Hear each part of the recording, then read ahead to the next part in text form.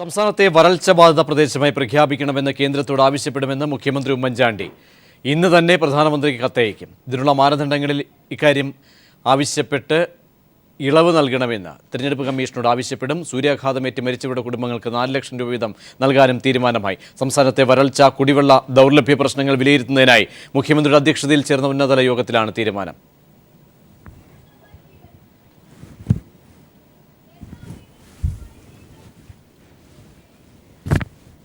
വിശദാംശങ്ങളുമായി ജീവൻ കുമാർ ചേരുന്നു. ജീവൻ, വിവരങ്ങൾ.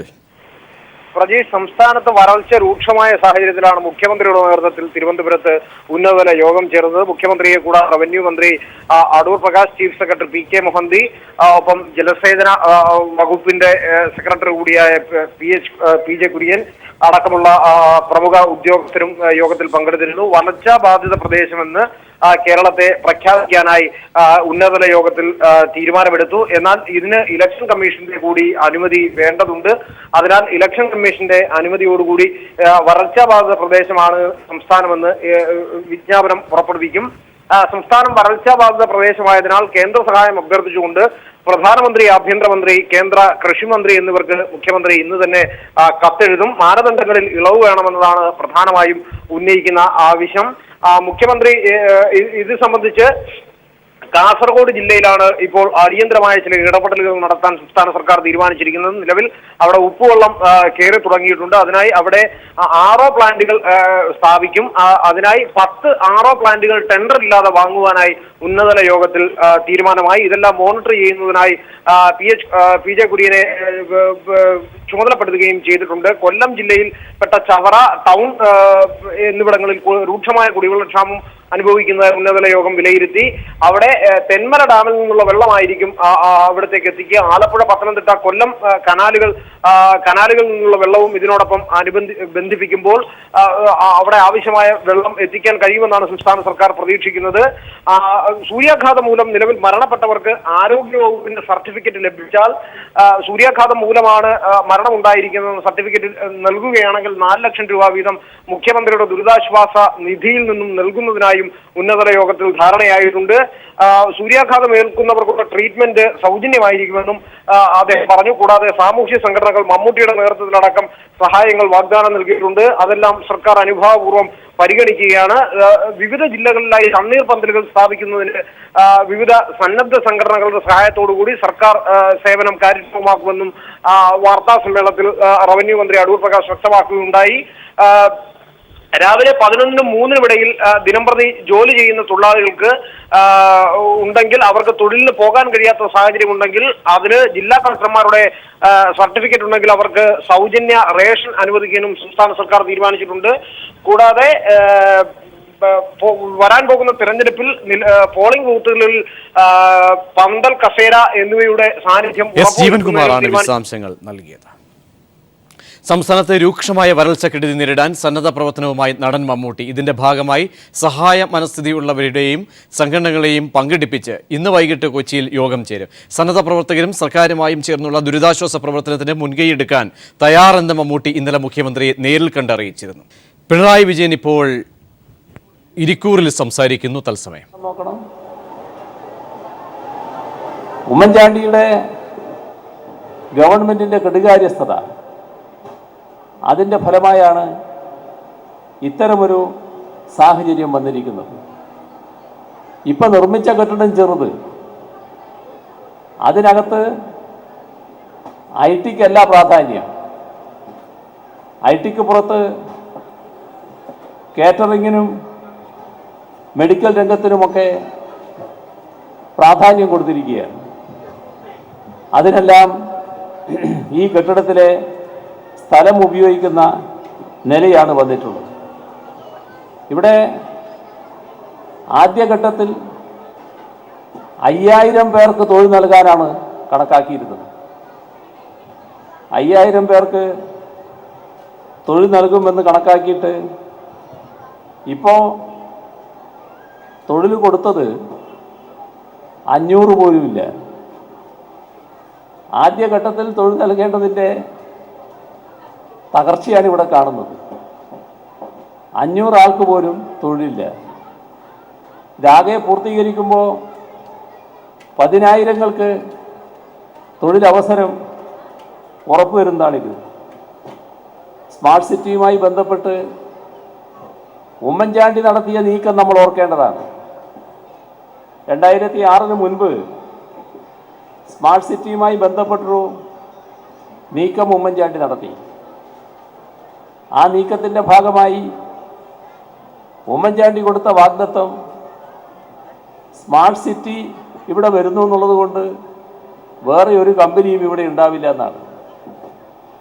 ഇൻഫോ പാർക്ക് ആ കാലത്ത് നല്ല നിലയിൽ അവിടെ പ്രവർത്തിക്കുന്നുണ്ട്.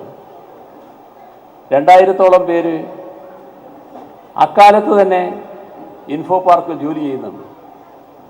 അപ്പോൾ സ്മാർട്ട് സിറ്റി തുടങ്ങാൻ വന്നവർക്ക് ഇൻഫോ പാർക്കിന് നേരെ കണ്ണ്. ഉമ്മൻചാണ്ടി നേരെ സമ്മതിച്ചു കൊടുത്തു, ഇൻഫോ പാർക്ക് നിങ്ങൾക്ക് വിട്ടുതരാം. ഏതെങ്കിലും ഭരണാധികാരി ചെയ്യുമോ അത്? നമ്മുടെ നാടിൻ്റെ ഒരു പൊതുസ്ഥാപനം 62 ഏക്കർ സ്ഥലവും 1,00,000 ചതുരശ്രടി കെട്ടിടവും അന്ന് നിലനിൽക്കുന്ന ഇൻഫോ പാർക്കാണ് വിട്ടുകൊടുക്കാൻ ഉമ്മൻചാണ്ടി തീരുമാനിച്ചത്. അതിനെതിരെ വലിയ പ്രക്ഷോഭമുയർന്നു. LDF ഗവൺമെൻറ് തുറന്ന് അധികാരത്തിൽ വന്നു. ഇൻഫോ പാർക്ക് ഇവിടെ നിലനിർത്തുന്ന നിലപാട് പൊതുവിൽ സ്വീകരിക്കാൻ കഴിഞ്ഞു. നേരത്തെ 2000 പേർ ജോലി ചെയ്തിരുന്ന ഇൻഫോ പാർക്കിൽ 28,000 പേർ ഇപ്പോൾ ജോലി ചെയ്യുന്നുണ്ട്. LDF ഗവൺമെൻറ്റിൻ്റെ 2006 മുതൽ 2011 വരെയുള്ള കാലത്താണ് ആ രംഗത്തും നല്ല തോതിൽ വികസനമുണ്ടായത്. അപ്പോൾ LDF പറയുന്നത് IT മേഖല നല്ല നിലയിൽ വികസിച്ചു വരണം. അങ്ങനെ വികസിക്കുന്നതിന് നമ്മുടെ സംസ്ഥാനത്ത് പുതുതായി 10,000-ങ്ങൾക്ക് തൊഴിൽ നൽകാൻ ഉതകുന്ന IT കേന്ദ്രങ്ങൾ സ്ഥാപിക്കും. ഇതും LDF പ്രകടന പത്രികയിലൂടെ വാഗ്ദത്തം ചെയ്യുകയാണ്. കേരളത്തിൻ്റെ വികസനമെന്ന് പറയുമ്പോൾ നമ്മുടെ നാടിൻ്റെ സമസ്ത മേഖലയും വികസിച്ചു വരേണ്ടതായിട്ടുണ്ട്. ഇവിടെ കേരളത്തിനൊരു വിളിപ്പേരുണ്ടല്ലോ, ദൈവത്തിൻ്റെ സ്വന്തം നാട്. ദൈവത്തിൻ്റെ സ്വന്തം നാട് എന്ന് നമ്മളെ വിളിക്കാൻ എന്താ കാരണം? ഇവിടെ വരുന്നവർ ആശ്ചര്യപ്പെട്ടു പോവുകയാണ്. നമ്മുടെ വെള്ളം, നമ്മുടെ നദികൾ, നമ്മുടെ കായലുകൾ, നമ്മുടെ പ്രകൃതി ഭംഗി, ഇതെല്ലാം കണ്ടാണ് ദൈവത്തിൻ്റെ സ്വന്തം നാട് എന്ന് കേരളത്തെ മറ്റുള്ളവർ വിളിക്കുന്നത്. ഇത്തരത്തിലുള്ള നാടിനെ നമ്മളെന്താണ് ചെയ്തു വെച്ചത്?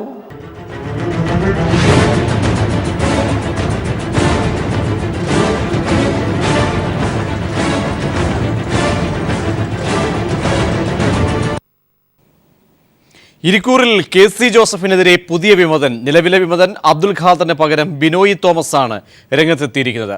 പഴയ വിമതൻ അബ്ദുൽ ഖാദറിന്റെയും നവമാധ്യമ കൂട്ടായ്മയുടെയും പിന്തുണയുണ്ട് ബിനോയ് തോമസിന്. 24 വർഷമായി ഇരിക്കൂറിൽ നിന്നുള്ള ഒരാൾ ഇരിക്കൂറിൻ്റെ MLA അല്ല. അതാണ് നമ്മളെ സംബന്ധിച്ചുള്ള ഏറ്റവും സങ്കടകരമായ സാഹചര്യം. 35 വയസ്സുള്ള ശ്രീ KC ജോസഫ് യൂത്ത് കോൺഗ്രസിൻ്റെ സംസ്ഥാന പ്രസിഡൻ്റായാണ് ഇരിക്കൂറിൽ ജനവിധി തേടാൻ വേണ്ടി വരുന്നത്, കോട്ടയത്തു നിന്ന് വരുന്നത്. അപ്പോൾ അദ്ദേഹം വന്നപ്പം യൂത്ത് കോൺഗ്രസ് പ്രസിഡന്റിന് സീറ്റ് കൊടുക്കുന്ന ഒരു രാഷ്ട്രീയ സാഹചര്യമായിരുന്നു കോൺഗ്രസിലുണ്ടായിരുന്നത്. ഇന്ന് അദ്ദേഹം പരിശോധിക്കേണ്ട ഒരു കാര്യമുണ്ട്. ഇന്ന് കേരളത്തിലെ യൂത്ത് കോൺഗ്രസ് കമ്മിറ്റിയുടെ സംസ്ഥാന പ്രസിഡന്റ് ശ്രീ ഡീം കുര്യാക്കോസിന് നിർണായകമായി നിയമസഭാ തെരഞ്ഞെടുപ്പിൽ ഇലക്ഷൻ രംഗത്ത് ഒരു സീറ്റില്ലാത്ത സാഹചര്യം ഉള്ളപ്പോഴാണ് ബഹുമാനായ ശ്രീ KC ജോസഫ് 8ാമത്തെ തവണയും ഇരിക്കൂറിൽ മത്സരിക്കുന്നു എന്നുള്ളതാണ് ഏറ്റവും വിരോധാഭാസം. നിങ്ങൾ മനസ്സിലാക്കണം, ഇരിക്കൂറിൽ കഴിഞ്ഞ 34 വർഷമായി കോട്ടയത്ത് നിന്ന് വല്ലപ്പോഴും വിരുന്നുകാരനെ പോലെ വന്നു കടന്നു പോകുന്ന KC ജോസഫിന് ഇരിക്കൂറിലെ ജനങ്ങളുടെ വികാരമറിയില്ല, ഇരിക്കൂറിലെ റോഡുകളോ പാലങ്ങളോ അറിയില്ല, അവർ വികസനം എന്താണ് നടത്തുന്നതെന്ന് അറിയില്ല. നിങ്ങൾ ഒരു സാധാരണ വ്യക്തിയെ സംബന്ധിച്ചിടത്തോളം അദ്ദേഹത്തിന് KCയെ ഒന്ന് കാണണമെങ്കിൽ ഇപ്പോൾ നമുക്കറിയാം സ്കൂളിൻ്റെ അഡ്മിഷൻ സമയത്തൊക്കെ MLA അല്ലെങ്കിൽ മന്ത്രിയുടെ സഹായം പല രക്ഷിതാക്കളും തേടാറുണ്ട്. അദ്ദേഹത്തിന് ഒന്ന് കാണണമെങ്കിൽ പ്രാദേശികമായി അദ്ദേഹവുമായി ബന്ധപ്പെട്ട് നിൽക്കുന്ന ചില വ്യക്തികളെ മാത്രം ആശ്രയിച്ച് അവരെ കണ്ടതിന് ശേഷം അവരുടെ സഹായത്തോടെ KC കണ്ണൂർ ഗസ്റ്റ് ഹൗസിൽ വരുന്നത് ദിവസമാണ് എന്ന് അന്വേഷിച്ച് വാഹനം വാടകയ്ക്കെടുത്ത് കണ്ണൂർ ഗസ്റ്റ് ഹൗസിൽ എത്തുന്ന ഈ പാവപ്പെട്ടവൻ മനസ്സിലാക്കുന്നു അന്നേ ദിവസം ട്രെയിൻ റദ്ദാക്കി അല്ലെങ്കിൽ KC വരവ് റദ്ദാക്കി എന്ന് പറഞ്ഞ് തിരിച്ചു പോകേണ്ട സാഹചര്യം ഉണ്ടാകുന്നു. സാധാരണക്കാരൻ്റെ പാവപ്പെട്ടവൻ്റെ യാതൊരു തരത്തിലുള്ള വിഷയങ്ങളിലും KCയുമായി നേരിട്ട് ഇടപെടാനോ സംസാരിക്കാനോ കഴിയാത്ത സാഹചര്യമാണ്. ബിനോയ് തോമസ് വിമതനായി രംഗത്ത് വരുമ്പോൾ വിശദാംശങ്ങൾ ജോഷില നൽകും. ജോഷില, ബിനോയ് തോമസിന് പ്രാദേശിക നേതൃത്വത്തിൻ്റെയൊക്കെ തന്നെ വലിയ പിന്തുണ ലഭിക്കുന്നു എന്ന് തന്നെ മനസ്സിലാക്കേണ്ടി വരികയാണോ? നവമാധ്യമങ്ങളുടെയൊക്കെ മാധ്യമ കൂട്ടായ്മയുടെയൊക്കെ പിന്തുണ ലഭിക്കുന്നു. അതിനപ്പുറത്തേക്ക് കോൺഗ്രസ് പാർട്ടിയിൽ നിന്ന് തന്നെ പ്രാദേശിക നേതൃത്വത്തിൻ്റെ പിന്തുണ തോമസിന് ലഭിക്കുന്നുണ്ട്, ബിനോയ് തോമസിന്.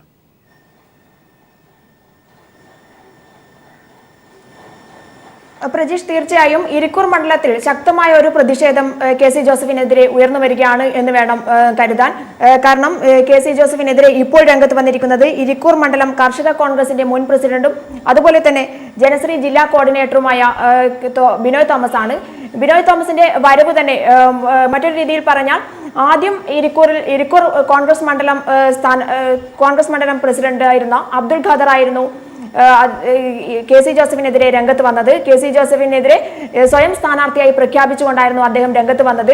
ഇത് ഇരിക്കൂറിലെ കോൺഗ്രസ് വോട്ടിനെ വളരെയധികം സ്വാധീനിക്കും എന്നുള്ള ഒരു നിലയിലേക്ക് വന്നിരുന്നു. എന്നാൽ ഇരിക്കൂറിന്റെ മറ്റു ഭാഗങ്ങളിൽ നിന്നും ഉള്ള വോട്ട് കേന്ദ്രീകരണം അത് സാധ്യമാക്കുന്ന വിധത്തിൽ നവമാധ്യമ കൂട്ടായ്മ കൂടി രംഗത്ത് വന്നതോടുകൂടിയാണ് അബ്ദുൾ ഖാദർ ഇതിൽ നിന്നും പിൻവാങ്ങിക്കൊണ്ട് അബ്ദുൾ ഖാദർ ഈ നവമാധ്യമ കൂട്ടായ്മയ്ക്ക് പിന്തുണ പ്രഖ്യാപിച്ചുകൊണ്ട് വീണ്ടും പുതിയൊരു സ്ഥാനാർത്ഥിയെ കൊണ്ടുവരുന്നത് AK ഷാജി എന്ന ഒരു പുതിയൊരു സ്ഥാനാർത്ഥിയായിരുന്നു പിന്നീട് വിമത സ്ഥാനാർത്ഥിയായി രംഗത്ത് വന്നത്. അബ്ദുൾ ഖാദർ അദ്ദേഹത്തിന് പിന്തുണ പ്രഖ്യാപിക്കുകയായിരുന്നു.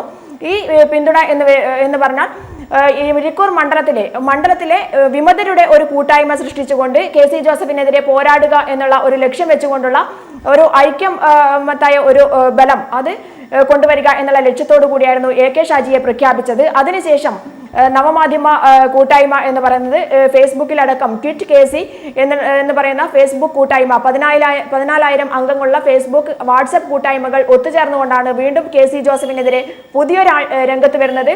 ഈ ഇരു കൂട്ടർക്കും അബ്ദുൾ ഖാദറിന്റെ ഗ്രൂപ്പിനും അതുപോലെ തന്നെ ഷാജിയുടെ ഗ്രൂപ്പിനും അഭിമതനായ ഒരു പുതിയ സ്ഥാനാർത്ഥി, മണ്ഡലത്തിലാകെ വോട്ട് കേന്ദ്രീകരണം നടത്താൻ പറ്റിയ ഒരു പുതിയ സ്ഥാനാർത്ഥിയെ വിമതനായി രംഗത്തിറക്കാൻ കോൺഗ്രസിൽ നിന്ന് തന്നെ ആളുകൾ രംഗത്തേക്ക് വന്നിരിക്കുകയാണ്. അങ്ങനെയാണ് ബിനോയ് തോമസ് രംഗത്ത് വരുന്നത്. ബിനോയ് തോമസ് ജനശ്രീയുടെ ജില്ലാ കോർഡിനേറ്റർ കൂടിയാണ്. മാത്രമല്ല 13-ാം വയസ്സിൽ KSUവിന്റെ നേതാവായിരുന്നു.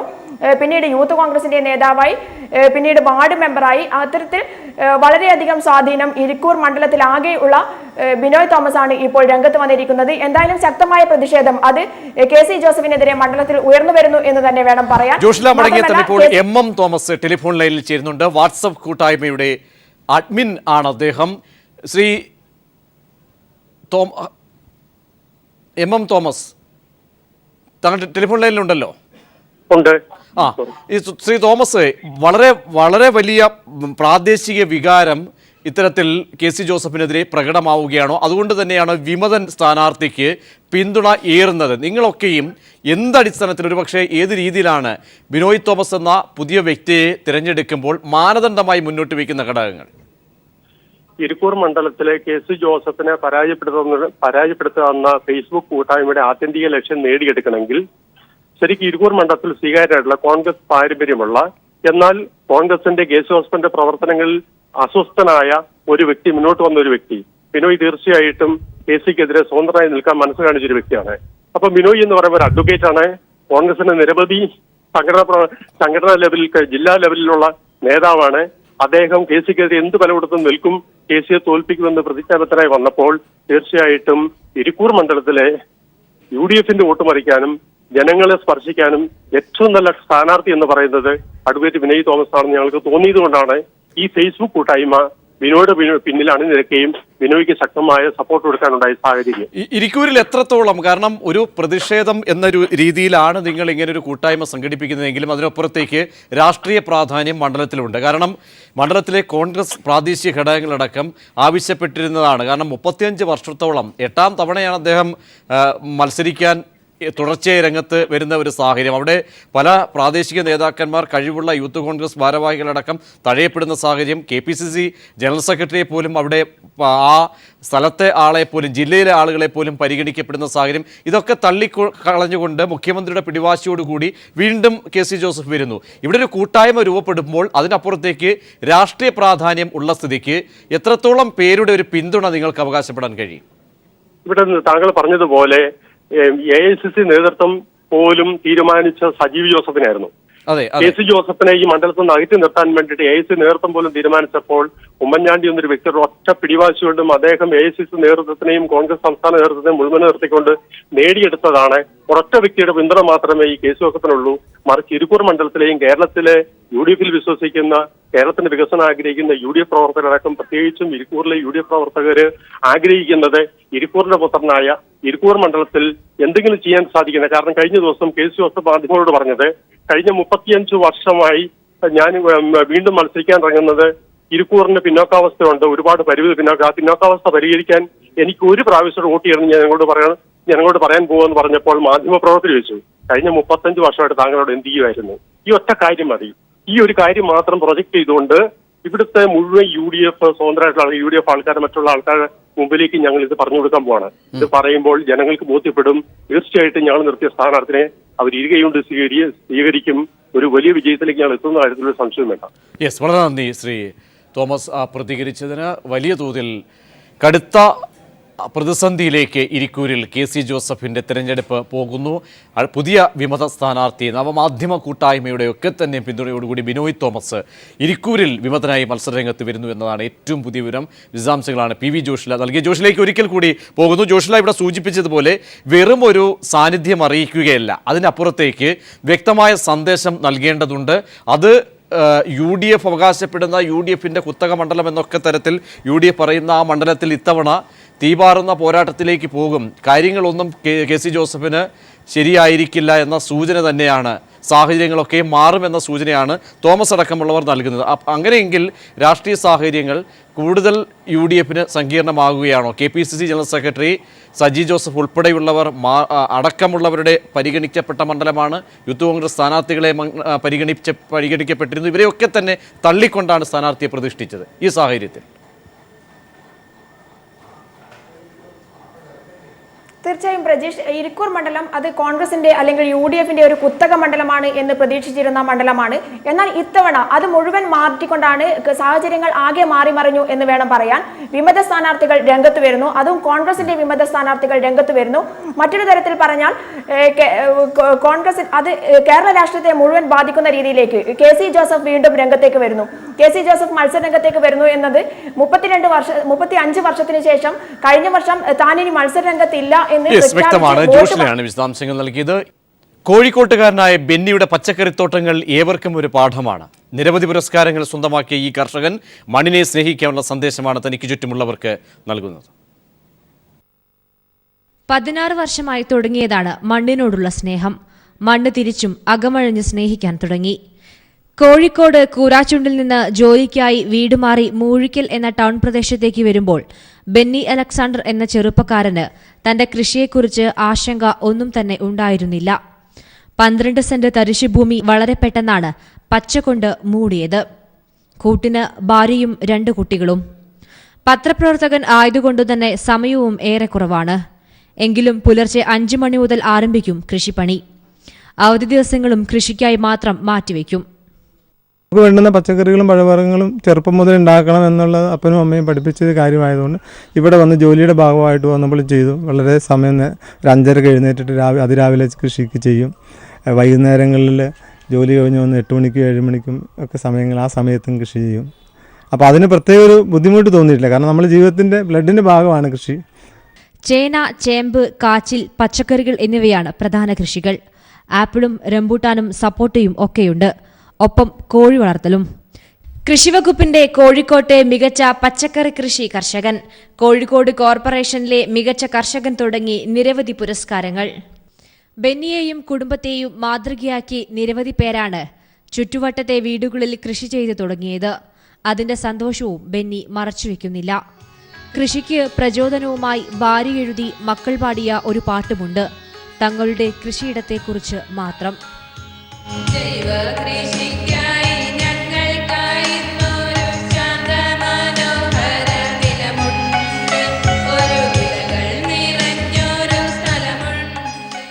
News bureau, Kozhikode.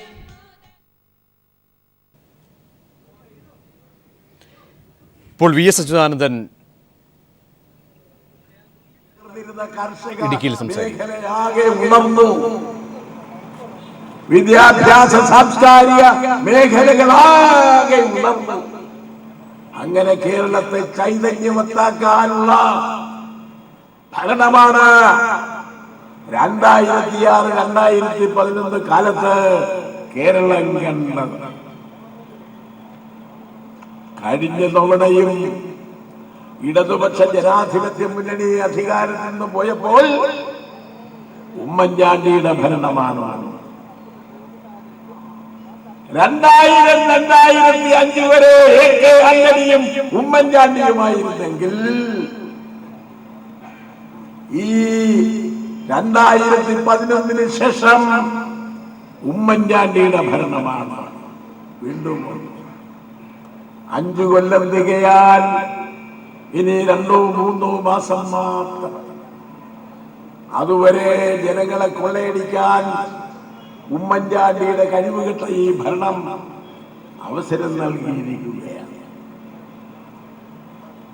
അതുകൊണ്ട് ഇന്ന് കേരളത്തിലെ ജനങ്ങളുടെ മുമ്പിലുള്ള അടിയന്തര പ്രാധാന്യമർഹിക്കുന്ന കാര്യം ഈ ദുർഭരണം, അഴിമതി ഭരണം, കൊടിയ വിലക്കയറ്റത്തിന് കേരളീയരെ എറിഞ്ഞു കൊടുക്കുന്ന ഭരണം അവസാനിപ്പിക്കുക എന്നതാണ്. കഴിഞ്ഞ 20 മാസമാണ്, 4 ഘട്ടങ്ങളിലാണ് കേരളത്തിൽ ഇടതുപക്ഷ ജനാധിപത്യ മുന്നണിയുടെ ഭരണം ഉണ്ടായി. 1957 EMSന്റെ നേതൃത്വത്തിലുള്ള ഗവൺമെന്റ്, പിന്നീട് സഖാവ് നായനാരുടെ നേതൃത്വത്തിലുള്ള ഗവൺമെന്റ്, മൂന്നാമത് 2006 മുതൽ 2011 വരെ VS അച്യുതാനന്ദന്റെ നേതൃത്വത്തിലുള്ള ഗവൺമെന്റ്. ആ ഗവൺമെന്റുകളുടെ തുടർച്ച എന്നുള്ള നിലയിൽ കേരളത്തെ സമുദ്ധരിക്കാൻ, കേരളത്തെ ഐശ്വര്യപൂർണമായ ഒരു കേരളമായി കെട്ടിപ്പടുക്കാൻ കേരളത്തിലെ മതേതര ജനവിഭാഗങ്ങൾ UDF-നും BJP-ക്കുമെതിരായി ജനങ്ങളെ അണിനിരത്തിക്കൊണ്ട് ഒരു തെരഞ്ഞെടുപ്പിന് നീങ്ങുകയാണ്. ഈ വരുന്ന മെയ് മാസം 16-നാണ് പ്രസിദ്ധമായ ആ തെരഞ്ഞെടുപ്പ്. ആ തെരഞ്ഞെടുപ്പിൽ തൊടുപുഴയിൽ നിന്ന് സഖാവ് അഡ്വക്കേറ്റ് റോയി വാരിക്കാടിനെ നിങ്ങളുടെ പ്രതിനിധിയായി തെരഞ്ഞെടുക്കണമെന്നാണ് ഇടതുപക്ഷ ജനാധിപത്യ മുന്നണി ആഗ്രഹിക്കുന്നത്, നിങ്ങളോട് ആവശ്യപ്പെടുന്നത്. അതനുസരിച്ച് ചെറുപ്പക്കാരനായ ഒരു അഡ്വക്കേറ്റിനെയാണ് ഇടതുപക്ഷ ജനാധിപത്യ മുന്നണി സ്ഥാനാർത്ഥിയായി നിർത്തിയിട്ടുള്ളത്. ഈ സ്ഥാനാർത്ഥിയുടെ ചിഹ്നം സ്വതന്ത്ര സ്ഥാനാർത്ഥിയായതുകൊണ്ട് നോമിനേഷൻ സമർപ്പിക്കുന്ന ദിവസം മാത്രമേ, 30-ാം തീയതി മാത്രമേ ചിഹ്നം കിട്ടുകയുള്ളൂ. 30-ാം തീയതിക്ക് ശേഷം ചിഹ്നം ഇന്നത് എന്ന് നിങ്ങളെ എല്ലാം സ്ഥാനാർത്ഥിയും ഇടതുപക്ഷ ജനാധിപത്യ മുന്നണി പാർട്ടിയും നിങ്ങളെ അറിയിക്കുന്നതാണ് എന്ന് ഈ അവസരത്തിൽ ഓർമ്മപ്പെടുത്തിക്കൊണ്ട് ഞാൻ എന്റെ വാക്കുകൾ ഇനിയും ദീർഘിപ്പിക്കുന്നില്ല. നിങ്ങൾക്ക് എന്റെ അഭിവാദനങ്ങൾ അർപ്പിക്കുന്നു. നിർത്തുന്നു. നന്ദി, നമസ്കാരം, അഭിവാദനം. ഇടുക്കിയിൽ വി എസ് അച്യുതാനന്ദൻ സംസാരിക്കുകയായിരുന്നു. തിരഞ്ഞെടുപ്പ് കൺവെൻഷൻ